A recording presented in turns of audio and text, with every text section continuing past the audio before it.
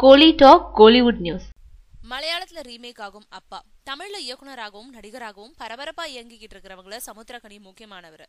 அவரோட இயக்கத்துல போன வருஷம் வெளிவந்த அப்பா திரைப்படம் விமர்சகர்களால பெரிதும் பாராட்டப்பட்டதோட வசூல் ரீதியாகவும் குறிப்பிடத்தக்க வெற்றியை அடைஞ்சது. இப்ப தொண்டென்ற படத்தை இயக்கி நடிச்சு முடிச்சிருக்காரு. இந்த படத்தோட இறுதிக்கட்ட பணிகள் நடந்துட்டு இருக்கு. இந்த படத்தை அடுத்து அப்பா படத்தை மலையாளத்துல ரீமேக் செஞ்சு இயக்குறாரு சமுத்திரக்கனி. தமிழ்ல சமுத்திரக்கனி நடிச்ச கதாபாத்திரத்துல மலையாளத்துல ஜெயராம் நடிக்கிறாரு. இந்த படத்தோட படப்பிடிப்பு இன்னைக்கு ஆரம்பமாச்சு.